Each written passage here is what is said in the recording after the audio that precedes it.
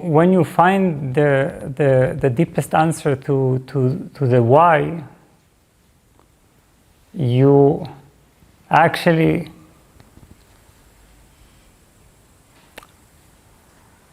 find in it not only your motivation, but also the entire purpose of your search. And I will explain. Because first of all, we can start looking at all kinds of different motivations. One can be obviously not wanting to suffer. And that is pretty plausible. It is definitely possible to be relieved of suffering through this journey. There can be a why that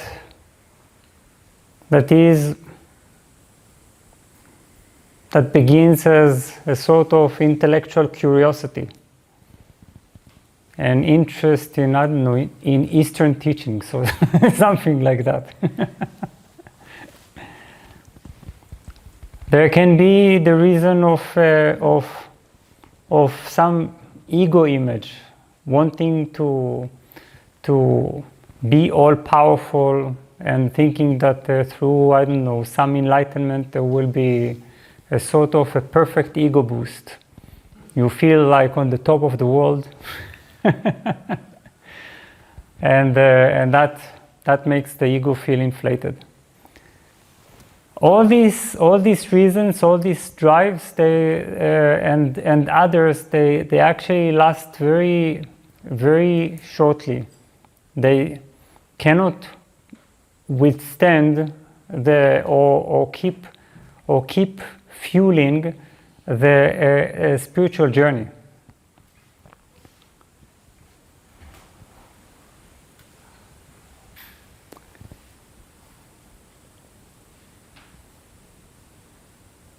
And we need to ask this question because this question actually connects us with a far deeper source, a far deeper place within ourselves, which is actually a place that is in a way mysterious, that is in a way bigger than our personality, that flows through us but is not of us. You see, when I'm starting to ask why, what is the motivation, what drives me, what is the drive? If I go very deeply, if I look very deeply into my heart, and once again, this is a heart question, because in the heart we find the reason, the why for everything that we do. Then we will realize that the spiritual journey, the urge for the spiritual journey, is the one urge that doesn't come from our personality. There can be many urges in us,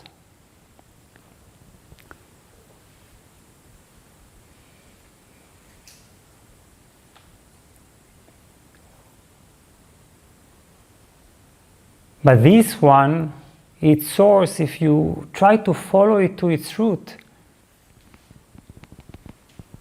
you will realize that it comes from a source that is bigger than you,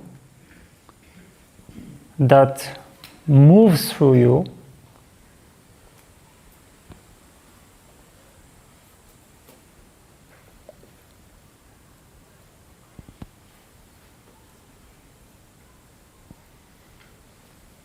and that your personality cannot touch it, rationalize it, intellectualize it, explain it. It's actually not a logical thing to do.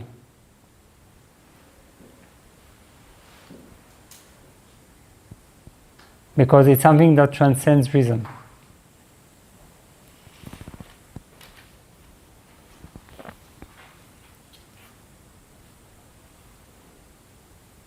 When I'm starting to fall in love with the spiritual journey, this is the one type of love that is nothing to do with us, that is beyond us, bigger than us.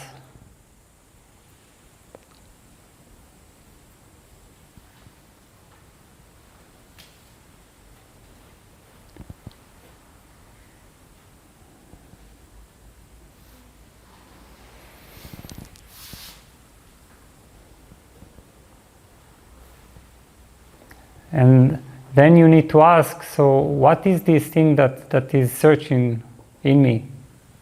What is this thing that has this urge? If not, it is not the personality, it is not the person, it is not the ego. Because when it comes to the ego, what kind of self-interest would an ego possibly have to strip off all images, all thoughts, drop all possessions, mental and emotional possessions, remain completely naked or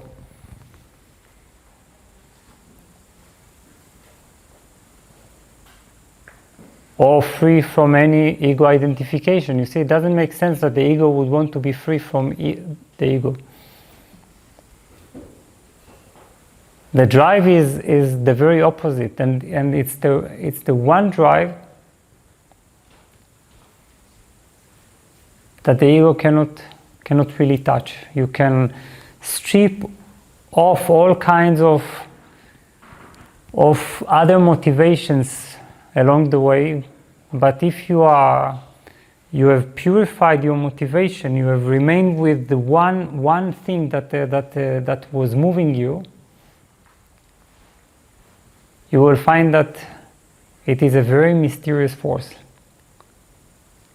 A very mysterious force wants to awaken, wants to merge, wants to transcend, wants to know the truth, wants to be one with existence, and so on and so on.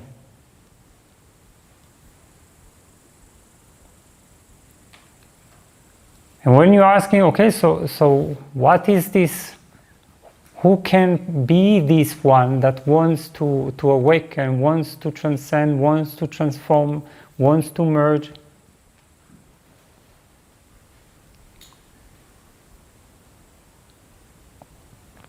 And the more you will look into it, the more you will find that it is that divine self, that this divinity or this divine spark or this cosmic being that wants to awaken.